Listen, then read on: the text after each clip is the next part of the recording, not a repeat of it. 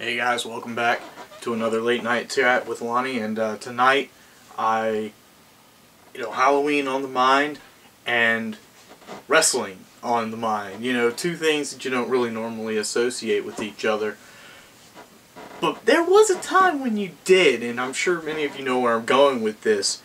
WCW Halloween Havoc.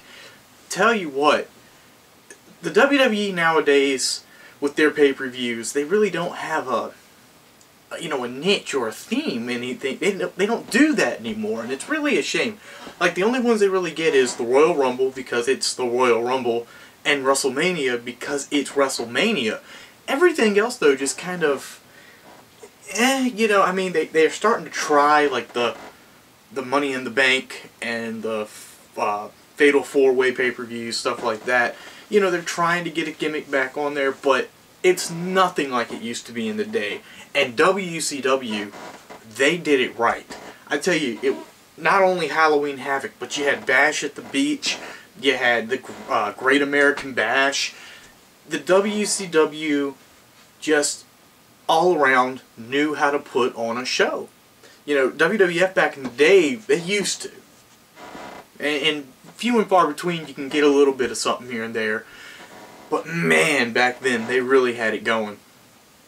And so tonight, I was thinking, again, it's October, it's the best month of the year, and this is when WCW kind of had their big little thing with Halloween Havoc. Now, I was born in 1987, and the first Halloween Havoc was in 1989, so obviously I didn't see it.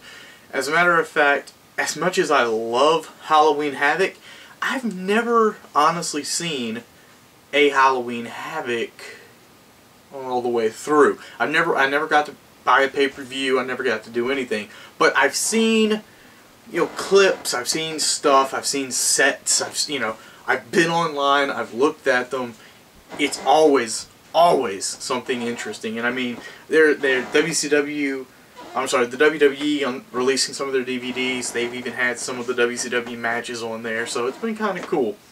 But I'm going to do a little cheating, if you will. I do have IMDb pulled up right here with the Halloween Havoc stuff up, so if you see me looking down a lot, leaving the screen, I'm just reading the information to give to you.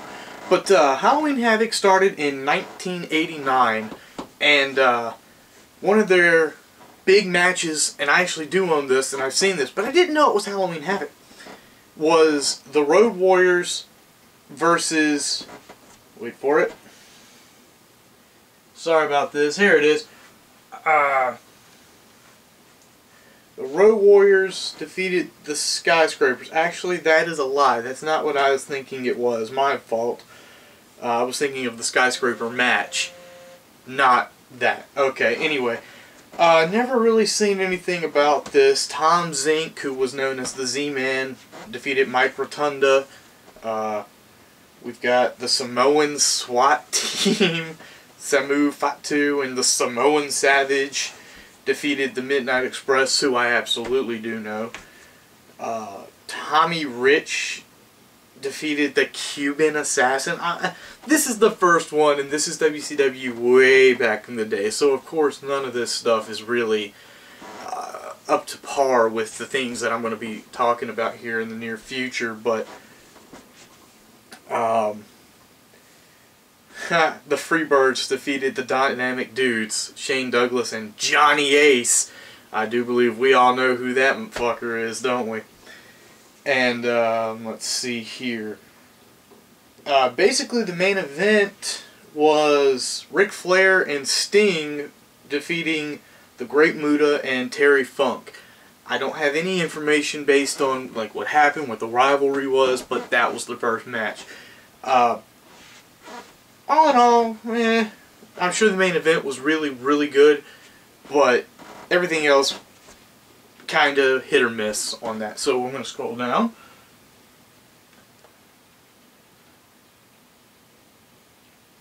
$1990, there was,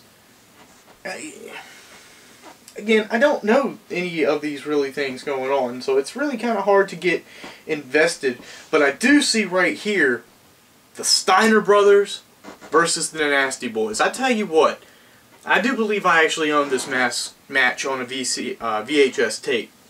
So, I think I've seen it, and it was a damn good match. The Steiners and the Nasty Boys were one of the best rivalries, I think, in wrestling history. I think they're one of the most underrated, too. They despised each other. The ultimate good and an ultimate bad. And they always seemed to clash for what I remember. I could be wrong. Tell me if I am. I don't know. But it always seemed that they were constantly going at each other back in WCW. So, that always, I love the Steiners back in the day. I love the Frankensteiner. And I always remember, you know, him hitting the Frankensteiner on the Halloween Havoc set, which was kind of funny because it's Frankenstein. Whatever. And that apparently was for the belts, and,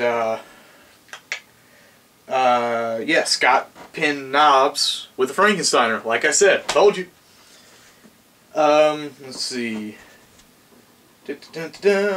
Apparently, that wasn't the only tag team titles. There was the United States tag team titles that the Steiners won, and then there was the World tag team titles, which were defended by Doom, Ron Simmons, and Butch Reed. Yeah, okay. Let's see here. The U.S. title was on the line. Stan Hansen defeated Lex Luger. And the main event of this Halloween Havoc, Sting versus Sid Vicious, or Psycho Sid, or Sid Justice, whoever you want to go with. Seems Sting hits the Stinger Splash and beats Sid Vicious. All in all, that probably was a pretty good pay-per-view, pretty much. That's WCW starting to kind of get the ball rolling on just so many things that happen throughout the WCW franchise, and storyline, development, characters, all that type of good stuff that I know, I love, I miss. I think you do too. Scrolling. Excuse me, guys. Alright. 1991. Apparently this match, or this pay-per-view, I guess, starts off with a bang. I mean, hot damn. It starts off with what's known as the infamous Chamber of Horrors match. We've got El Gigante, Sting, the Steiner brothers, fighting Abdullah the Butcher, the Diamond Stud, Cactus Jack, and Big Van Vader. Wow. I do know bits and pieces of this match. I know how bad it really was, but I mean, just for them to start with something so hectic, so crazy first thing out the gate, you know, it's like WWE nowadays when they start when they've started the past two WrestleManias with the World Heavyweight title match. But I'll talk about that later because I've got something to say there. Let's see. By the way, I haven't been naming every single match. I've only been kind of hitting the highlights of each one. Let's see, a WCW World Television title. This looks like it was probably a very interesting match. Steve Austin, Stunning Steve, fighting Dustin Rhodes. Very interesting. Apparently that goes to a time limit draw, and Austin retained the belt. So that was probably very interesting because, you know, back then we didn't know what they were going to be capable of. So it's interesting to see how their levels kind of shifted thanks to the WWE push. Let's see here. Bill Kazmaier defeated Oz. Now, I don't know who Bill Kazmaier is, but I know who Oz is. That would be Kevin Nash.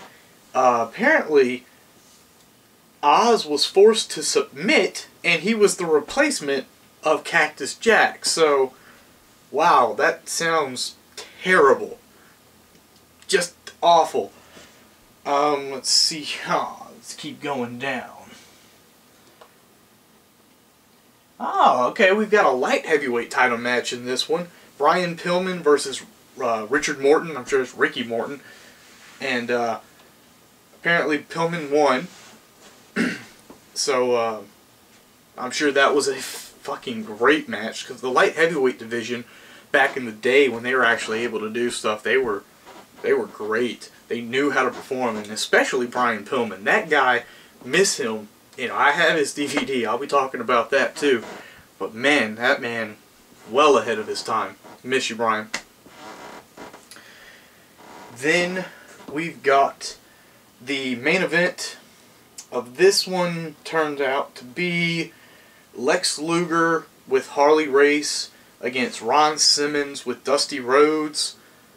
And this is when Ron Simmons wins the match, apparently, but then he was disqualified. Oh, it was a 2 out of 3 falls, that's why. So Ron Simmons wins the match by a pin, gets disqualified for throwing Luger over a top rope, and then Luger pins Simmons after a pile driver. So Lex Luger retains the WCW title. That sounds like a pretty good showing, actually. Oh, there's something else I kind of actually overlooked, and I'm sorry about that. This is the debut of the Halloween Phantom. Yeah, I think we all know about this thing. He fights Tom Zink, the Z-Man, and the Phantom is later revealed to be Rick Rude, making his jump from the WWE days to his WCW career. So, 1991 had a lot going for it back at that pay-per-view. I wish I'd been able to watch it. Looked pretty good. Let's see here. Now we're going into 1992. And wow, this pay-per-view is much shorter than that of 1991 in sheer terms of, you know, list of the matches here. Let's see, we're starting off not that strong. We got Ricky Steamboat versus Brian Pillman as the second match of the night. I'm sure that was a very good match. There's no real information here, but Steamboat wins, pinning Pillman. So Pillman back in the day was a great high flyer. Steamboat had some high flying moves. Again, an ultimate good versus a guy who probably by this point in time was starting to or actually wasn't even starting. I know he was over the edge and on the bad side. So that was probably a very good match. I'll need to look that one up. Big Van Vader versus Nikita Koloff. Now, I know the Koloffs, and they had a lot of strength behind them, especially Nikita, but Van Vader, when he made his move from WWE to the WCW, actually, scratch that. No, I think I'm right. Yeah, I'm pretty sure I'm right. I loved him over in WCW. That's my personal thing. Something kind of got lost when he moved over to WWF at the time. Let's see here. Moving down, we've got Rick Rude with the World Heavyweight. Oh no! I'm sorry. Rick Rude fighting the NWA World Champion Masahiro Chono.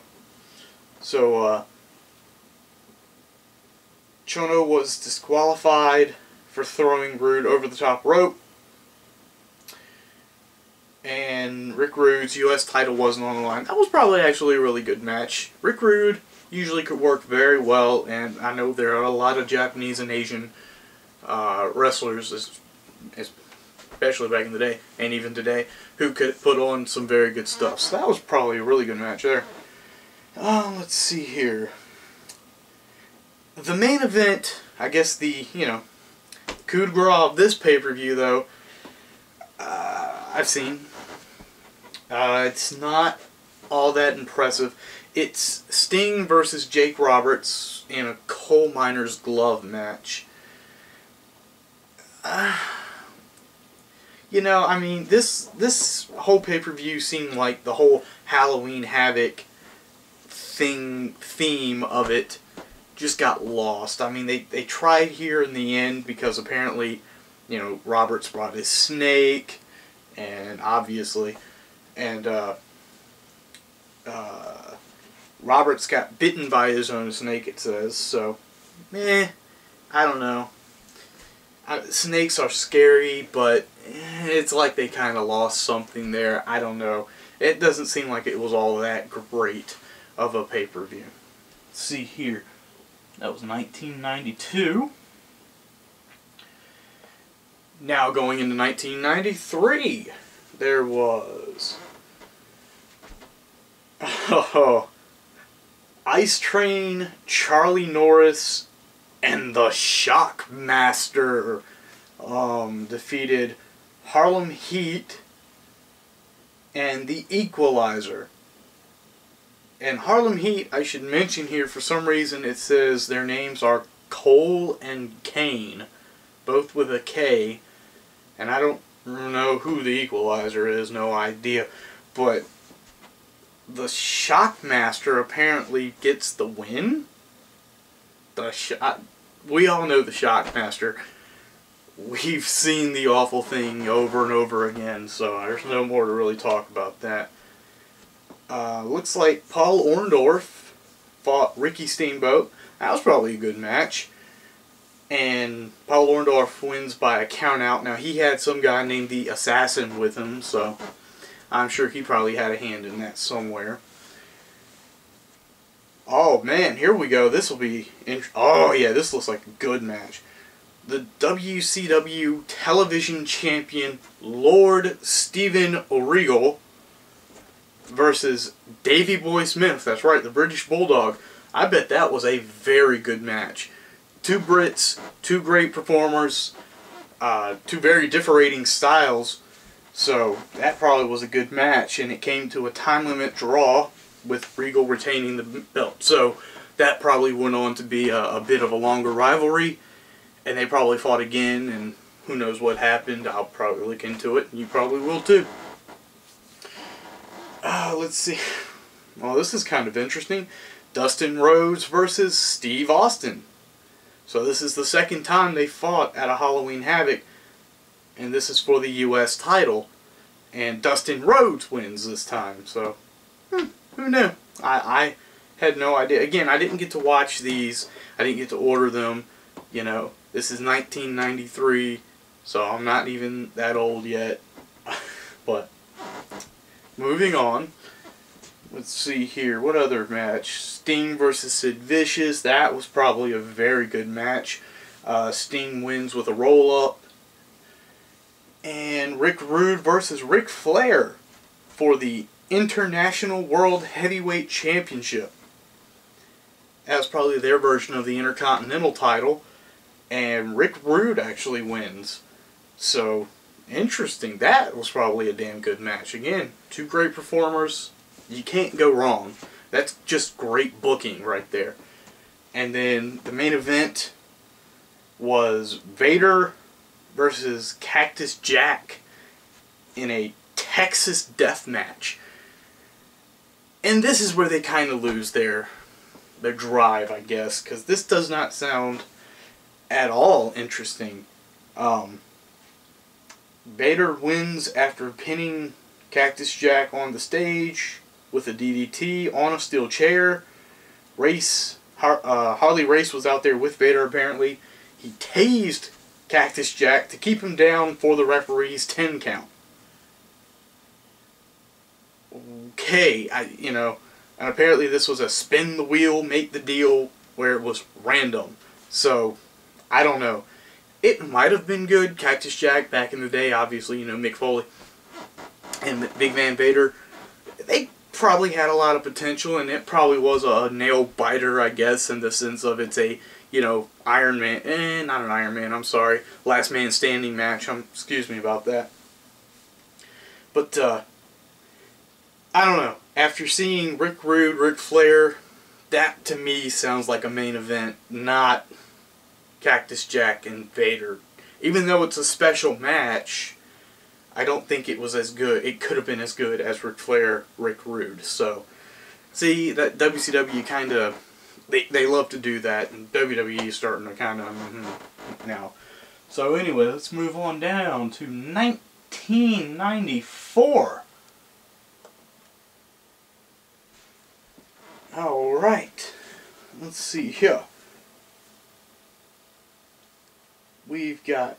Now this is strange. I don't know what this means.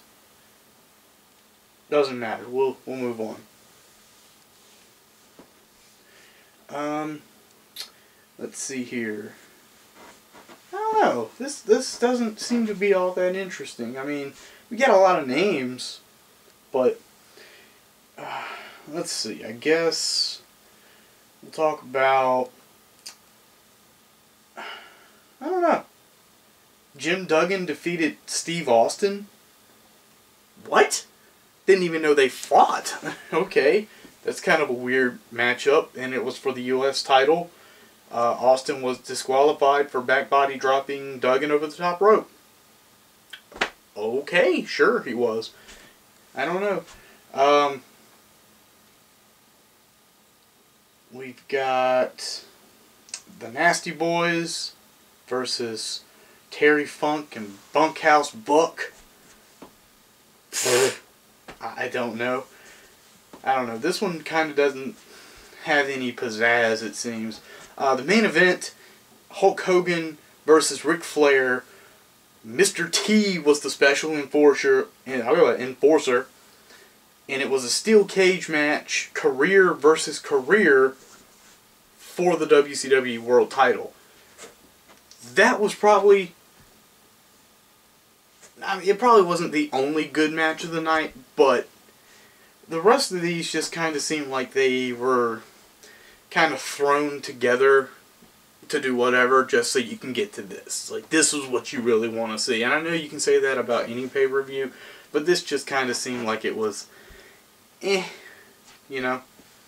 So, anyway, Hulk Hogan wins, and Ric Flair lost his career in the WCW in '94, apparently, and this is probably when he made his jump to WWE again.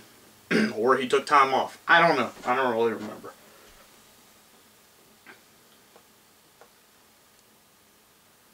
Oh, well, this is kind of interesting before I move on. After the match was over, Hogan was attacked by a masked man who had been stalking him for months. Hogan eventually unmasked the man to reveal Brother Brute-Eye. So it was Brutus the Barber Beefcake who had been attacking him. Whatever, you know, he became the Zodiac later on, so that probably got thrown out the window. Moving on, Halloween Havoc 1995. Why does it keep saying main event? That's kind of weird. We've got